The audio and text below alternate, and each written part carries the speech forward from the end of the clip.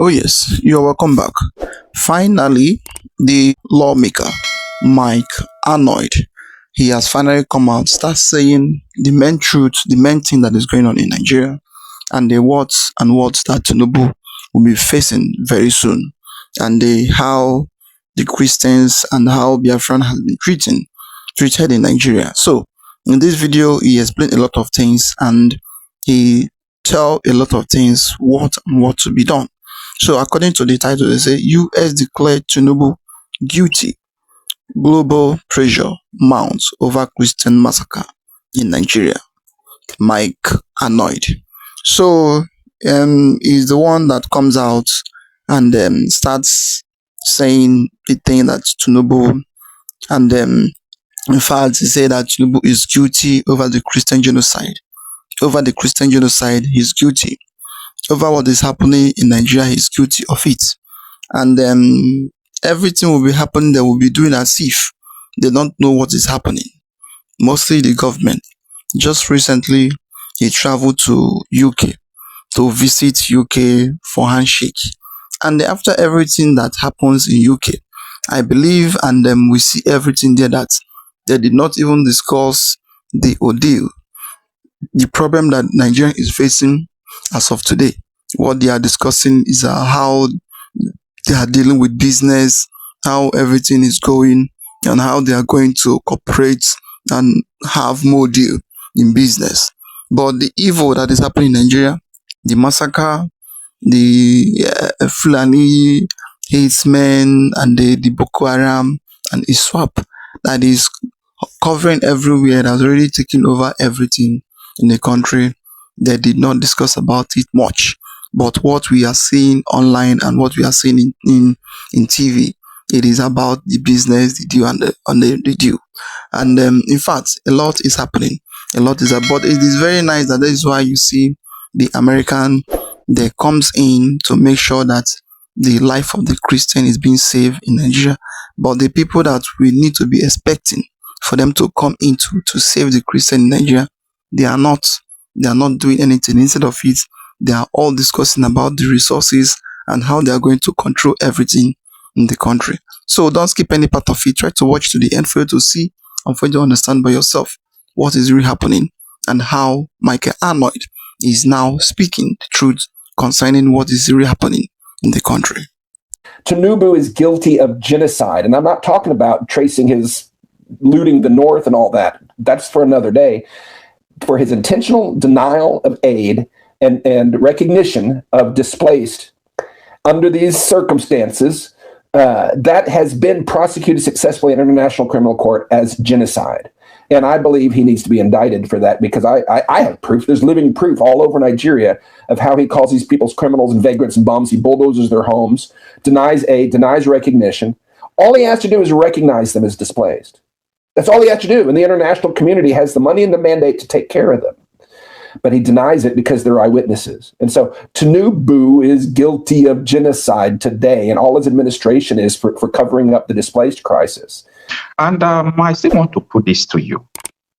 There are so many people who are in detention because they speak up, they agitated, they fought back, the militia, they did all sorts of things, against this power that be that is killing people, but they end up in detention. Most of them end up being killed.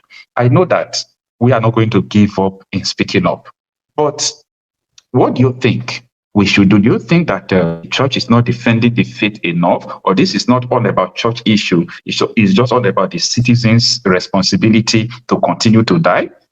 That was in October 2023. We had a protest called End Bad Governance Protest. I was in Abuja. I was threatened to go back to my state. That's if they see me in Abuja, that I'm going to be arrested. Though I was not afraid because I have a lot of people standing there that if police arrest me, they will go in to do pro bono service, both in the court and everything. So I was not afraid. But for how long shall we continue to be killed? If you protest, they will arrest you. What do you think that we should do about this?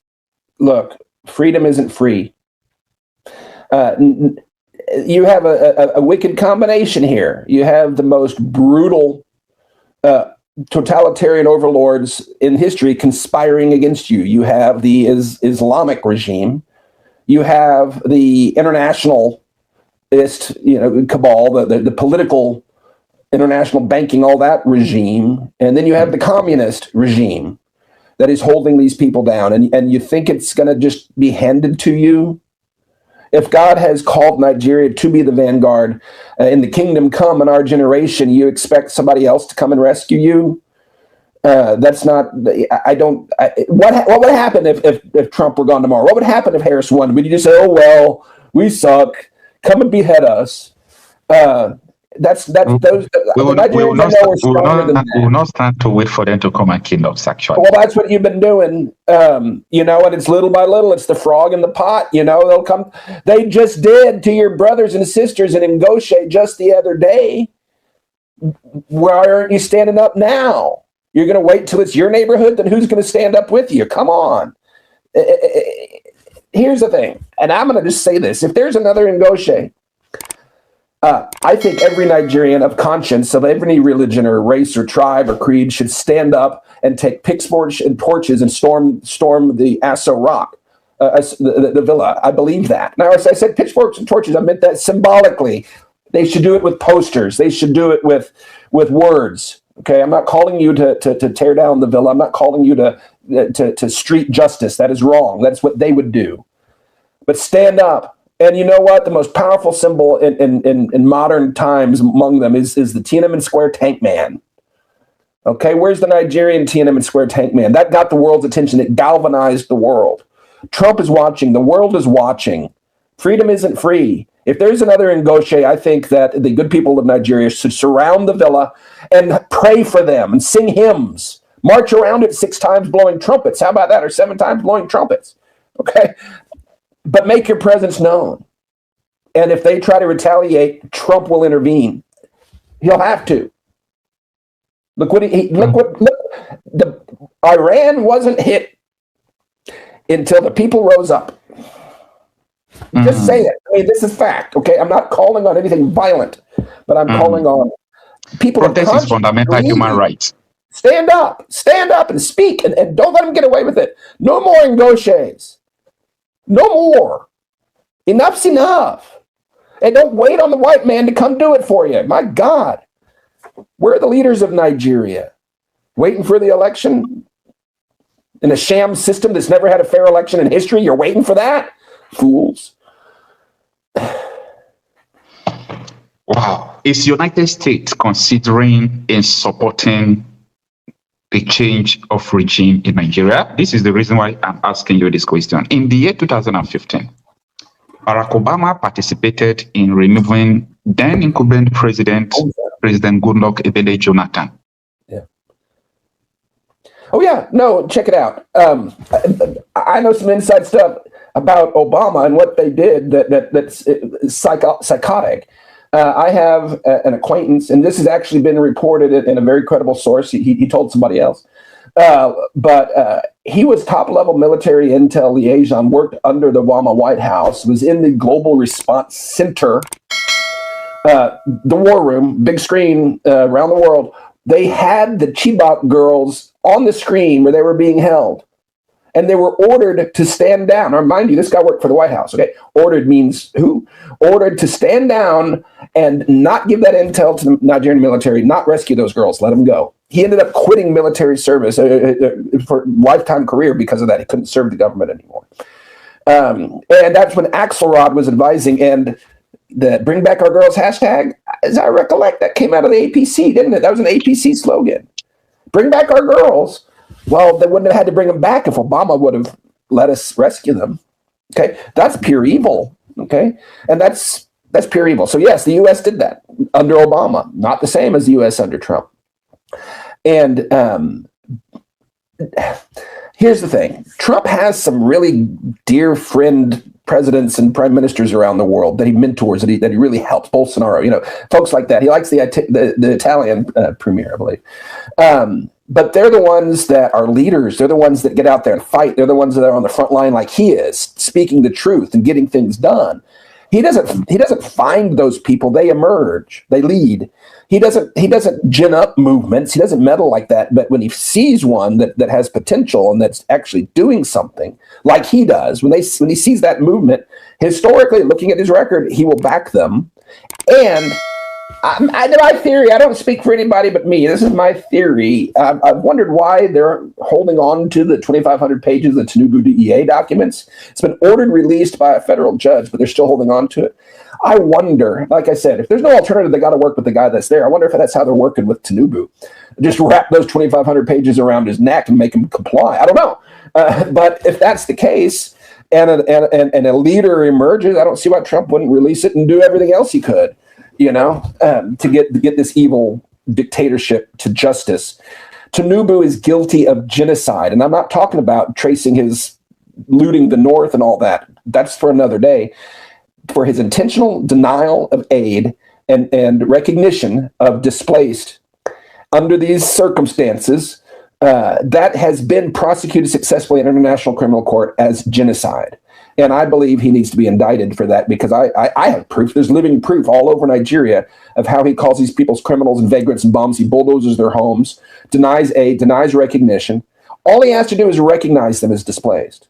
That's all he has to do. And the international community has the money and the mandate to take care of them.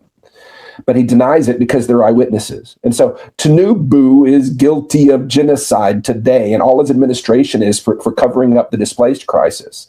So yeah, why wouldn't Trump intervene? Why wouldn't he have Maduro the guy? There's just enough legal grounds for it, I believe, as there was for Maduro. But where's the movement? Who's going to take over? Who's going to run if he plucks those people out? That's not emerged in Nigeria, and it's not the Biafran separatists.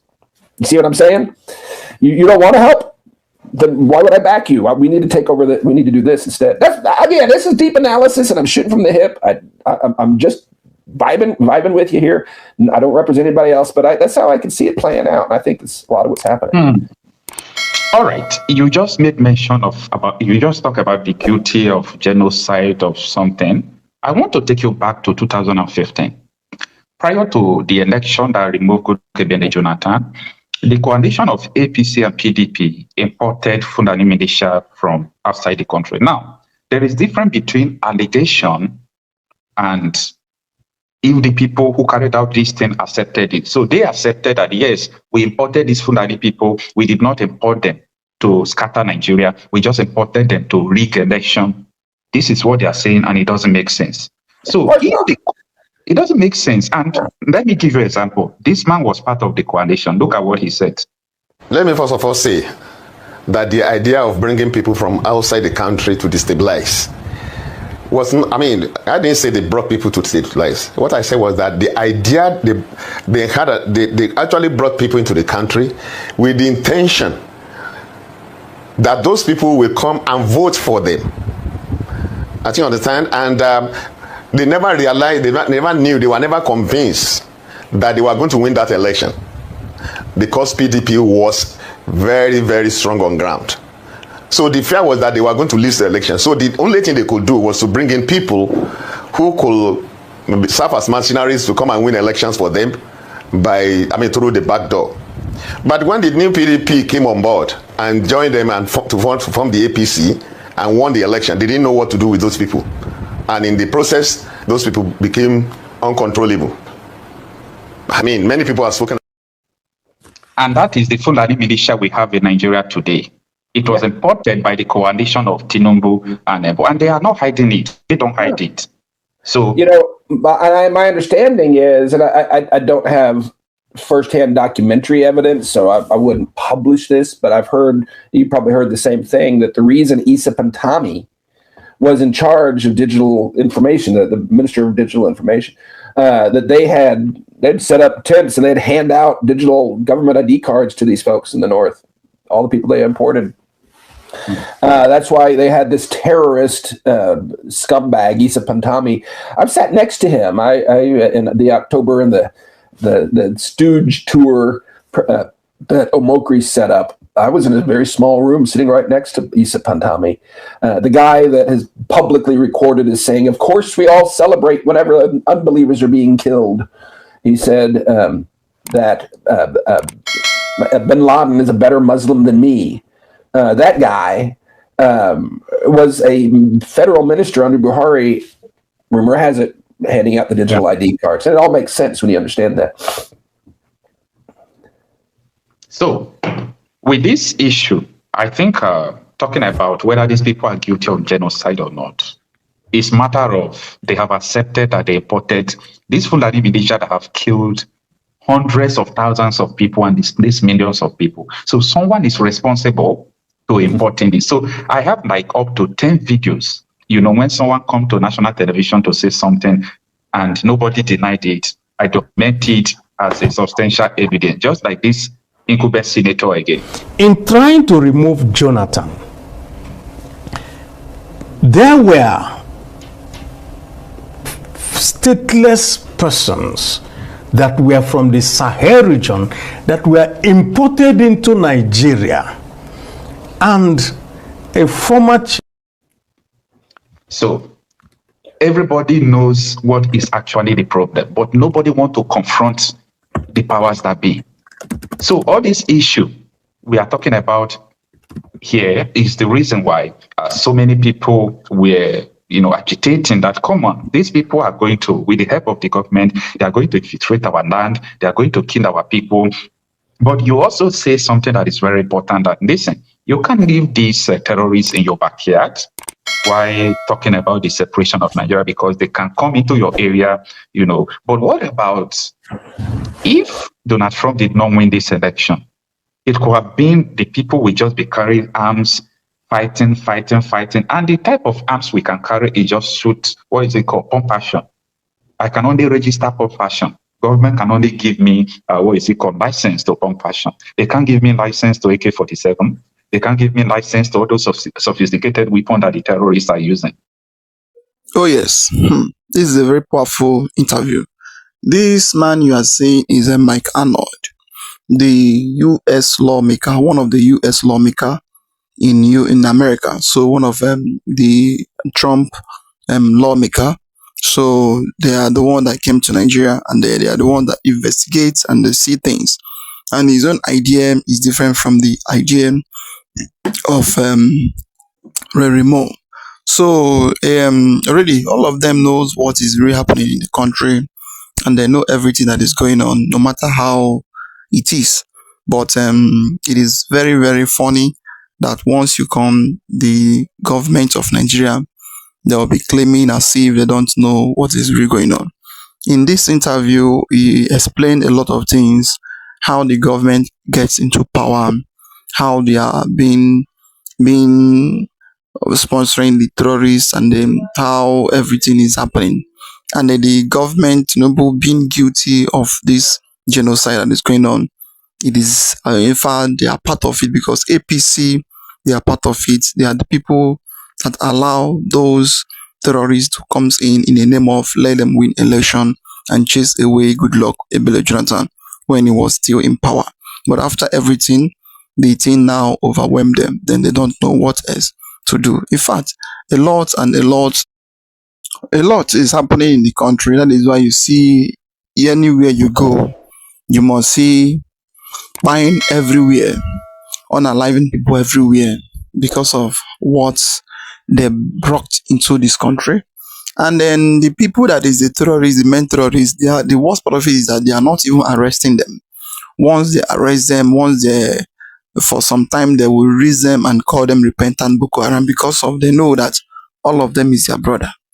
Nnamdi Kanu, that is not even doing anything, that is leaking the secret and they telling them what to do, agitating for the freedom of his people. The government tag him terrorist, and they do every means possible to sentence him life imprisonment in the name of they don't want to hear anybody to expose their secrets about what is happening. In fact, I would like you to watch the video of Tinubu where he went to UK to visit UK, and the most important, the later that some group of Nigeria, some group of Biafran people now sent to UK and start explaining what they need and what they want in Nigeria, and the why they are agitating for freedom, and the main reason why they will not stay in Nigeria anymore. Don't skip any part of it. Try to watch it for you to see by yourself what is really happening and what is really going on in this country. Honestly, this is serious. Are you aware that some group has sent a letter to King Charles over Tinubu's UK visit? Are you aware? This is a very serious case, so honestly speaking. Meanwhile, you are also aware that President Tinubu has returned back to Nigeria today, being the 20th day of March 2026. So this group waited for Tinubu to leave UK before they submit their letter to King Charles. Almost some people wicked though. Hey, please, I wouldn't say much. I will allow you now to listen to this letter they sent to King Charles about Tinubu's visit. Then, after listening to it, I'll play for you a bit of what Tinubu told King Charles in UK. Then you understand what we are talking about. Please do well to listen to it. Then you drop your comment in the comment section, please, what you think about this letter. Citizens are in abject poverty, where there is constant insecurity. People are kidnapped on daily basis, butchered, and their body parts sold if they cannot afford ransom. Even those who pay ransom are still killed. A lot of evil, a lot of injustice is going on in Nigeria. The president of the country, who, if you ask me, is a rogue regime, I think is wise to come here and receive honors and accolades from the royalty, from the monarchy, when he cannot even feast his own country. So we're also addressing that today, and we have written an open letter to His Majesty the King, summarizing these points, because we believe he's fully aware, he's very knowledgeable about Nigeria, he knows the history, he knows what's going on in Nigeria, and he knows the truth that Biafra needs to be free from Nigeria to save the life of people. Thank you. If you had 5 minutes with President Tinubu, what would you say to him? What would you say to him? Well, in October 2024, we wrote him a letter, just as we written His Majesty the King today. And we appealed to him then to look into the injustice, the unlawful incarceration of Nnamdi Kanu, to release him as a stepping stone or a starting point for meaningful engagement and negotiation for the peaceful exit of Biafra. We are still on that. And it's so disheartening that despite our own efforts and the efforts of IPOB worldwide, there are millions of lovers of freedom, including the United Nations Working Group on Arbitrary Detention, which ordered for immediate release of Nnamdi Kanu. Nigeria's Home Court in October 2022 also ruled in favor of Nnamdi Kanu, discharging and acquitting him of the phantom charges. And only last year, a court in Kenya, where he was kidnapped and rendition to Nigeria, also said it was wrong to kidnap him and rendition him. Despite all this, which Nigeria are signatory to most of the international treaties binding these countries, Nigeria refused to release Nnamdi Kanu. A lot of Biafrans believe that Bola Ahmed Tinubu, when he came to power, would be more reasonable and sensible to engage to talk about releasing of Nnamdi Kanu, because he wasn't the one who kidnapped him in the first place. It was the late President Muhammadu Buhari that did it. He inherited the problem. Instead of solving the problem, he's aggravating it. He's playing Russian roulette with it. He's playing poker with it. He's playing politics with it. So all I'm going to say to him is look him eyeball to eyeball with all due respect to say reverse your negative moves. He's trying to go for a second term next year. How could you go for a second term with such a checkered record? So that's what I'm going to say to him. And for his own credibility, if he has any, do the right thing. For heaven's sake. Finally, there have been a number of reports debunking any Christian genocide that Christians are not being specifically targeted. What is your response to that? It's all politics. Anybody who lives in Nigeria, well, there's a phrase common in Nigeria to say, until Nigeria happens to you. And I don't wish even my enemy that Nigeria happens to them. Until you are a victim or your relative loved one is a victim of what we are describing here, you'll be playing such politics.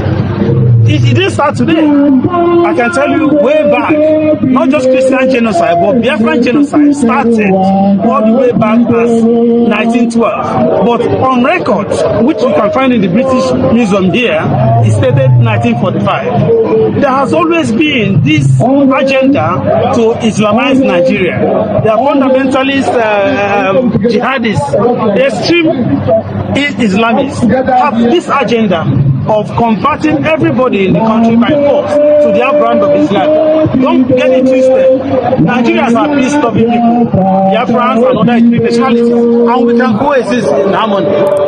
And we have nothing against Muslim as a religion, or Islam as a religion. But this brand of fundamental Islamism that believes in annihilating people and taking over their ancestral lands is a threat in Nigeria. It's existing.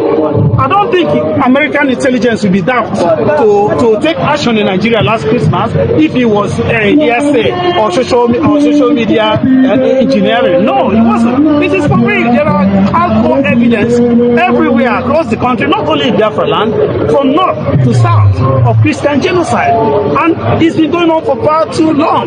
My generation have witnessed it. My children's generation should not witness it. Their children's children should not witness it. And that's why we are fighting to end it now and here. It is with the profound honor to stand before you today, representing the people of Nigeria, as we reaffirm the enduring bonds of friendship, history, and shared purpose that have united our two nations for several centuries.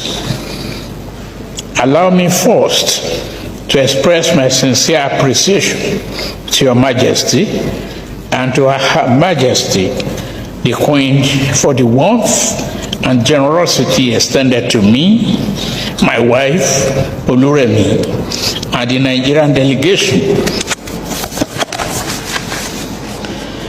As the first Nigerian leader to speak here at Windsor Castle, which has served the British crown for nearly a millennium, it is particularly historic. Windsor has stood as a symbol of continuity, witnessing the steady evolution of institutions that have shaped governance, culture, and public life, not only in Britain, but far beyond these shores. Nigeria and United Kingdom have shared more than just history. Our two nations share a vision of progress and resilience. Today, we continue that journey, committed to building a future rooted in partnership, mutual respect, and common values. Standing here in Windsor Castle, one cannot but reflect on British impact on modern democratic governance worldwide. We remember the Magna Carta of 1215, which laid the early foundation for the rule of law and the development of parliamentary democracy, establishing enduring ideals around liberty, accountable government, and civic responsibilities. Great Britain thinkers and writers such as Thomas Hobbes, John Locke, and Edmund Burke helped to propagate those democratic ideals. This influence continues to resonate till this date.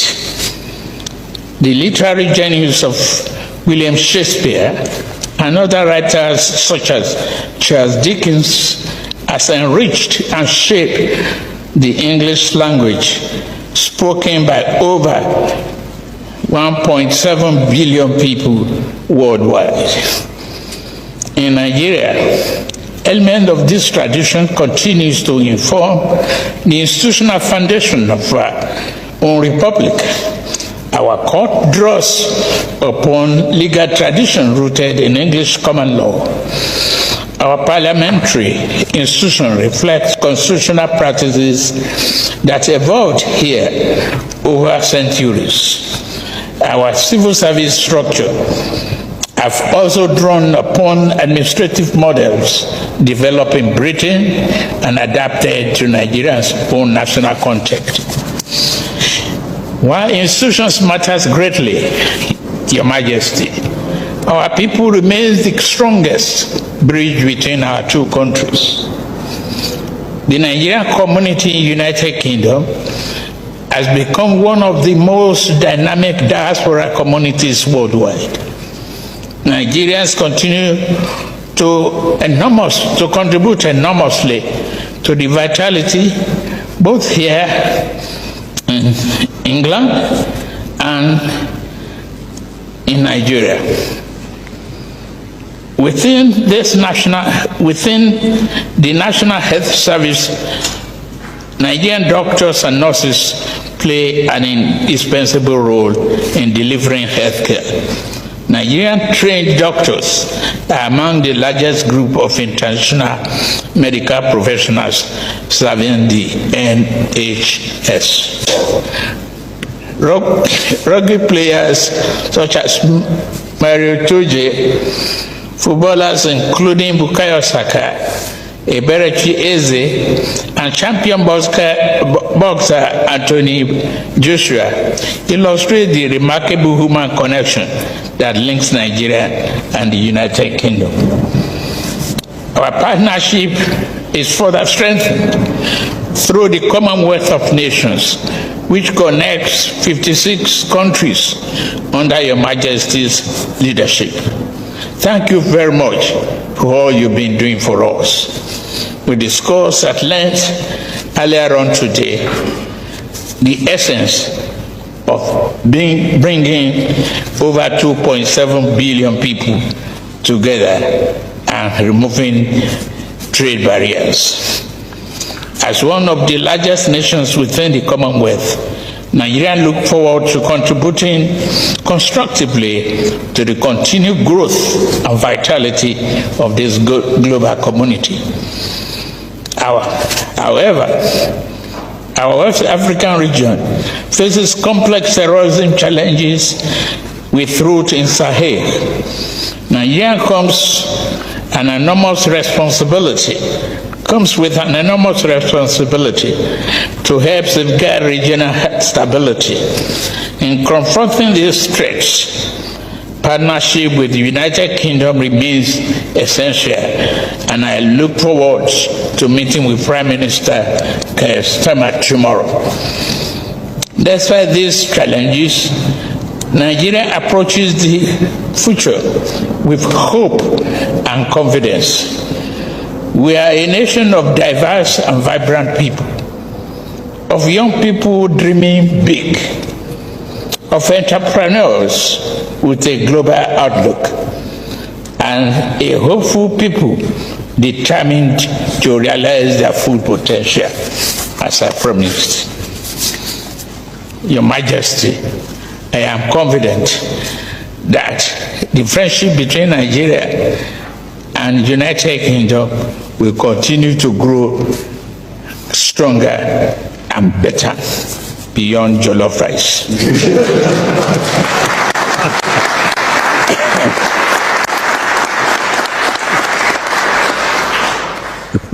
Finally, Your Majesty, I want to express Nigeria's deep gratitude to the great nation, this great nation, for the refuge and support extended during the dark years of military dictatorship.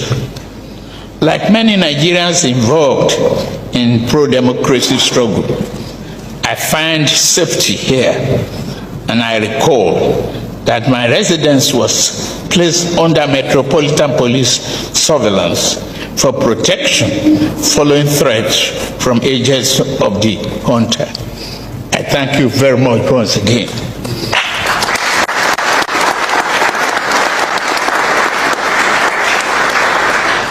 That solidarity remains etched in our collective memory, and it is deeply humbling for me to stand here before you, Your Majesty, today as the President of Democratic Nigeria.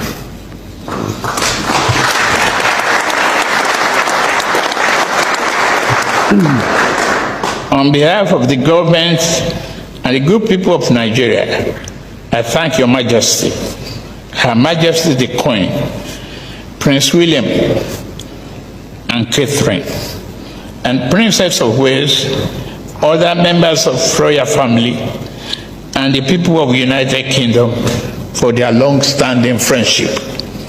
Nigeria will not carry last. Your Majesty, Your Royal Highnesses, ladies and gentlemen, in the spirit of that friendship and our shared destiny, I invite you all to raise a glass with me.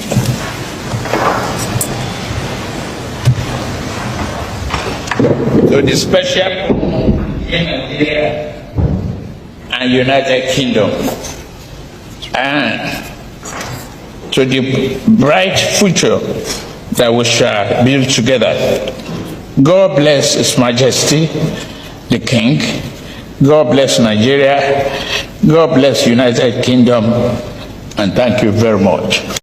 Oh yes, that is a very, very powerful message, and everybody have seen what is really happening, and the message that they sent to UK president and the UK king, which is Charles, and what is happening there, and the speech of Tinubu in UK.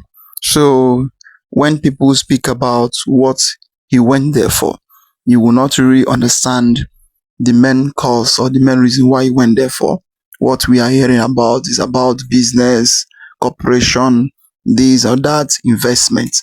When your country is on fire, and then you are now looking for somebody that will come and invest. It's only a country where there is no problem. It's the place you can see people going in to invest because they have hope and they have mind that after everything, their investment will not get into problem. And again, they pretend that colonized Nigeria, they are not even helping the matter because they are making everything to worst. They are not even saying anything. Everything is said here and everything they do there. We did not see them discuss about the problem Nigeria is facing and the hardship and how the killing is going to stop in Nigeria. What they are there just to discuss how they are going to do more of their business and how they are going to cooperate more in their business. That is how it is. Well, I would like to hear your comment down below. What do you think about things happening in the country? Like, subscribe, and make sure you share it. Like those who did not see and they understand what is going on in this country. We say thank you for watching.